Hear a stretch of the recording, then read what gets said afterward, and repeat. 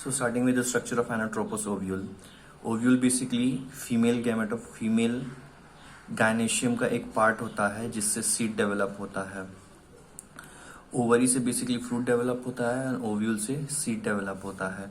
अब ये एनाट्रोपस क्यों बोलते हैं? एनाट्रोपस मतलब जिसका ओव्यूल का बेंट एक्सेस हो। अगर आप ये स्ट्रक्चर अगर देख पा रहे होंगे तो बेसिकली स्ट्रक्चर ये ऐसा है, उसके बाद ये इसका ये ओव्यूल है। तो एनाट्रोपस ओव्यूल का बेसिकली जो पार्ट बॉडी होता है वो दो पार्ट्स में डिवाइडेड होता है। एक होता है ये स्टॉक और एक होता है ये बॉडी, यानी दो पार्ट्स में डिवाइडेड होता है, एक स्टॉक और ये बॉडी।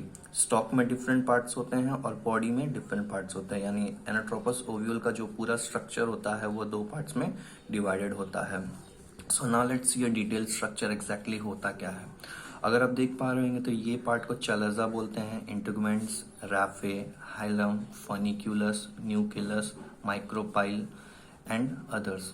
अब स्टार्टिंग विद एक एक का structure. Now this is part which is going from ear, इसको हम लोग फनिक्यूलस बोलते हैं। फनिक्यूलस बोलो या फिर फनिकल बोलो। ये जो पार्ट होता है वो एज एन सपोर्टिव स्ट्रक्चर के लिए होता है, यानी ये जो बॉडी है ओव्यूल का जो ऐसा बेंट है थोड़ा, उसको सपोर्ट देने के लिए होता है ये। नेक्स्ट आता है ये हिलम। हिलम बेसिकली एक पॉइंट होता है जहां पे एनाट्रोपस ओव्यूल का स्टॉक और बॉडी ये दोनों एक दूसरे से अटैच्ड होता है, यानी एक अटैचमेंट पॉइंट का फंक्शन करता है और secondary as an supportive structure के लिए भी प्रोवाइड करता है। नेक्स्ट बात करेंगे रैफे। रैफे बेसिकली एक स्ट्रक्चर होता है जो फनिकल का ही पार्ट होता है और ये एज एन सपोर्ट और एक प्रोजेक्शन की तरह, यानी इसको बेंट एक्सेस की तरह प्रोवाइड करके रखे, उसका स्ट्रक्चर मेंटेन करके रखे, वो इसका काम होता है रैफे का। नेक्स्ट चलजा। चलजा पे अब हम कभी बनाते तो एक नॉर्थ एंड होता है, एक साउथ एंड होता है। तो ये ओव्यूल का नॉर्थ एंड है और ये एक साउथ एंड है।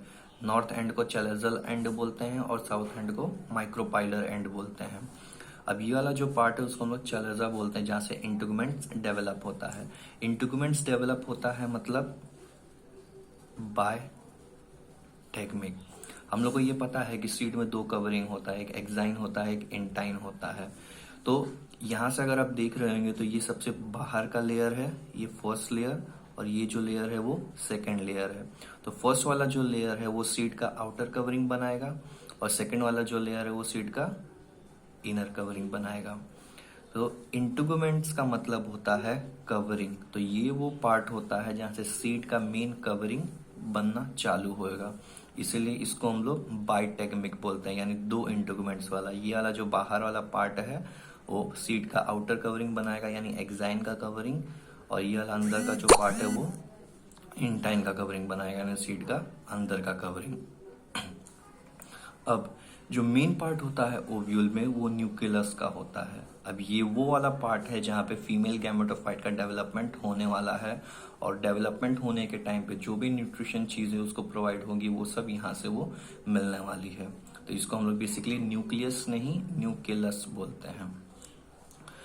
नीचे का जो एंड है उसको हम लोग माइक्रोपाइल या फिर माइक्रोपाइलर एंड बोलते हैं। जब फर्टिलाइजेशन होता है तब मेल गैमेटोफाइट को एंट्री करने के लिए ये वो एंड होता है जहां से मेल गैमेटोफाइट अंदर एंट्री करता है ताकि वो फीमेल गैमेटोफाइट को वो फर्टिलाइज कर सके। इसलिए माइक्रोपाइलर एंड एक तरीके का एंट्री होता है फॉर मेल गैमेटोफाइट। अब मेन चीज की बात करेंगे हम लोग तो ये होता है जिसको हम लोग अंदर एम्ब्रियो सैक बोलते हैं। अब जो भी काम होता है फीमेल गैमेटोफाइट का डेवलपमेंट, उसको न्यूट्रिशन प्रोवाइड करना, जो कुछ भी होता है वो सब यहाँ पे होता है, जो मेन स्ट्रक्चर को हम लोग एम्ब्रियो सैक बोलते हैं। अब इसमें ये ऊपर 3 सेल्स, ये नीचे 3 सेल्स और यहाँ पे ये 1 सेल्स। अब यहाँ पे ये सेल, ऊपर के सेल्स को एंटीपोडल सेल्स बोलते हैं, नीचे के सेल्स को सेकेंडरी सेल्स बोलते हैं, ये 2 सेल्स को सिनर्जिड्स बोलते हैं और ये एक सेल को एग सेल बोलते हैं। अब यहाँ पे 2 चीजें इंपॉर्टेंट है, ये एग सेल और ये सेकेंडरी न्यूक्लियस। हम लोग को पता है कि मेल गैमेटोफाइट 2 होते हैं, यानी 2 मेल गैमेटोफाइट होते हैं। तो 2 मेल गैमेटोफाइट आके एक मेल गैमेटोफाइट इसको फर्टिलाइज करेगा, एक मेल गैमेटोफाइट आके इसको फर्टिलाइज करेगा। अब यहाँ पे हम लोग देख सकते हैं 1 2 3 4, 5, 6 और 7, यानी इसके अंदर 7 सेल है। लेकिन जब ये इसका डेवलपमेंट होता है एनाट्रोपस ओव्यूल का, तो बीच में 2 न्यूक्लियस वाले सेल बनते हैं जिसको हम लोग सेकेंडरी न्यूक्लियस बोलते हैं। तो ये 7 सेल्ड सेल है, लेकिन इसमें 8 न्यूक्लियस है। 8 न्यूक्लियस कैसे? बीच में जो सेकेंडरी न्यूक्लियस है उसमें इस 2 सेल है उसमें 2 न्यूक्लियस होते हैं। अब जो मेन सीड बनाने वाला है जिससे जर्मिनेट होके रेडिकल प्लूमूल निकलेंगे, वो ये एग सेल से होता है। एक मेल गैमेटोफाइट आके इसको फर्टिलाइज करेगा, दूसरा मेल गैमेटोफाइट आके इसको फर्टिलाइज करेगा। तो ये वाला जो पार्ट है वो डेवलप होगा एग सेल में, और जो सेकेंडरी न्यूक्लियस वाला पार्ट है वो डेवलप होगा ट्रिप्लॉइड प्राइमरी एंडोस्पर्म न्यूक्लियस में। यानी ये पार्ट डेवलप होगा एंडोस्पर्म में। एंडोस्पर्म जो होता है वो एक फूड स्टोरेज पार्ट होता है। जब कोई सीड जर्मिनेट होना होगा तो जर्मिनेट होने के लिए उसको न्यूट्रिशन चाहिए रहेगा, तो ये सब जो भी न्यूट्रिशन होगा वो ये एंडोस्पर्म पार्ट से लेगा सभी न्यूट्रिशन, जो ये सेकेंडरी न्यूक्लियस जिसमें वो डेवलप होता है। अभी जो एंटीपोडल सेल्स होते हैं वो एक तरीके के न्यूट्रिशन या नर्स केयरिंग सेल्स होते हैं। इसको डेवलपमेंट के लिए, एग सेल को डेवलपमेंट के लिए जो भी न्यूट्रिशन वगैरह चाहिए रहेगा वो इस एंटीपोडल सेल से प्रोवाइड होता है, जो लेटर ऑन जब ये ओव्यूल सीड में डेवलप होगा या फिर फर्टिलाइजेशन एंड अप हो जाएगा तो ये एंटीपोडल सेल्स डीजेनरेट हो जाएंगे। लास्टली बात आती है सिनर्जिड्स की। सिनर्जिड्स एक तरीके के एक्सेसरी सेल्स होते हैं। इनके ऊपर एक तरीके का ऐसा केमिकल कंटेंट होता है जो मेल गैमेटोफाइट को अंदर एंट्री के लिए अट्रैक्ट करता है। ये सिनर्जिड सेल्स बेसिकली एक तरह के एक्सेसरी सेल्स होते हैं। इनका काम बेसिकली यही होता है कि इनके ऊपर जो केमिकल कंपोनेंट होता है वो हेल्प करे मेल गैमेटोफाइट के पॉलन ट्यूब को अंदर अट्रैक्ट करने के लिए, जिसकी वजह से ये बाद में ये सेल्स जो सिनर्जिड्स होते हैं वो डीजेनरेट हो जाते हैं और मेल गैमेटोफाइट अंदर एंट्री ले लेता है।